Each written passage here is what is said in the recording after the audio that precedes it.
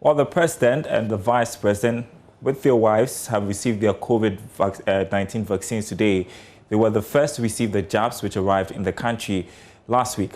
So let's talk vaccines and the economy. Head of Financial Advisory of Deloitte Ghana, Yaolati, joins me for a conversation. Good to have you on the program this afternoon. So there are already expectations that the rollout of the vaccination program will speed up COVID-19 economic recovery.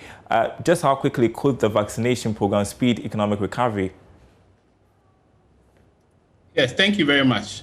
I think it's expected that vaccination rollouts all over the world will have both economic and non-economic impact.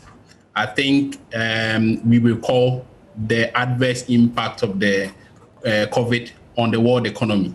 So by the end of 2020, the world economy had contracted as in a negative growth of about 4.4%.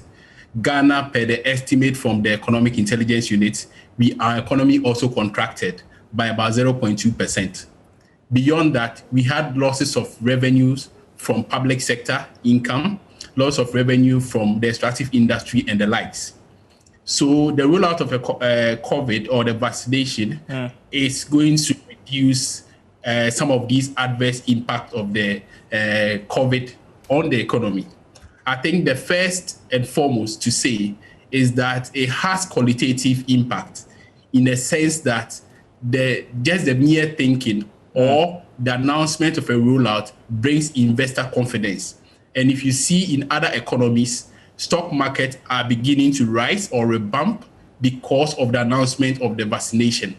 And I think the same thing is likely to happen to Ghana because investors are going to have confidence in the economy that over time, the curve is going to flatten or going to go down. Secondly, we are going to have a healthy workforce. The challenge we've had is that if you have workforce that is not healthy, that are battling with challenges such as COVID, you are likely to have your GDP, your economic activity go down because your workforce is not healthy. And then the last is that you're going to have more time spent at work because as we speak, we have shift system that is running.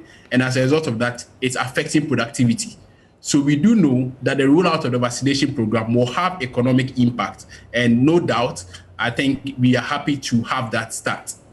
So the Ghana Health Service says it could recommend to the president easing of restrictions and opening up the economy from June this year if a significant number of people are vaccinated. I want you to listen to the Director of Public Health at the Ghana Health Service, Dr. Franklin Bequim, making the point last week. Our end to that is that let's get these 20 million Ghanaians vaccinated. You see, when you are not able to achieve the herd immunity, it is not the best way you want to go about it, because though you will be trying to improve on your number of immunized persons, there's still the risk of transmission. So you need the numbers. I mean, you need the numbers to be able to get the right kind of interventions in place. So for now, I think that if you look at the data now, it appears that is a bit of kind of plateau, but to be able to do what you want to do, we need the right kind of numbers to be sure that we can go back to a normal state. So, Doc, sorry, I'm getting back to this, but I'm saying that, so are you targeting 20 million people ending October? And what period are you working with? Just that to say that, okay, if we're able to get this X number of persons, the Ghana Health Service would then advise the minister, advise the president that we can open up the economy. Yes, that's what I'm saying, that when you're able to achieve that kind of figures, then clearly you have achieved what we call herd immunity. In that case, like Ghana has come back to the normal state. If that's why we are trying to work in sequential form. You know, our hotspot is Accra and then in Kumasi. So if you're able to, let's say, break transmission in Accra and Kumasi, then clearly it's going to give us the leeway and minimize the rate of infection.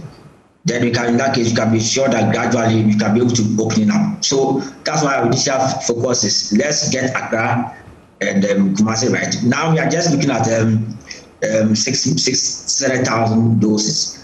So to get Accra and Kumasi, in that case, you're going to need about 6 million to 8 million. Then in that case, you can be sure that you've broken the risk of transmission in these two bigger hotspots. And then we can start going close to the normal.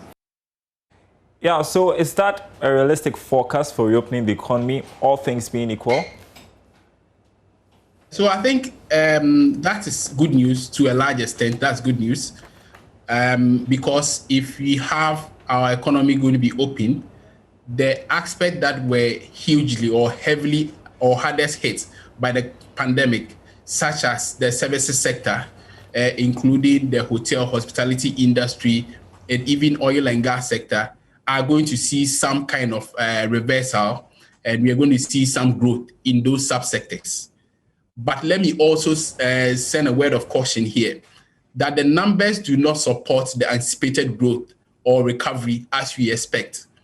So, for instance, in the UK, as we speak, about 20 million people have taken their first dose or their first jab. And that is about a third of the population of the United Kingdom.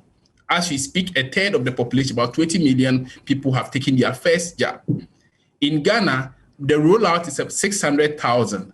That is 2% of the entire population. So if on quarterly basis, you are going to be rolling out 2%, 3%, or even 4% on quarterly basis, right, by October, as we anticipate, we may have a challenge.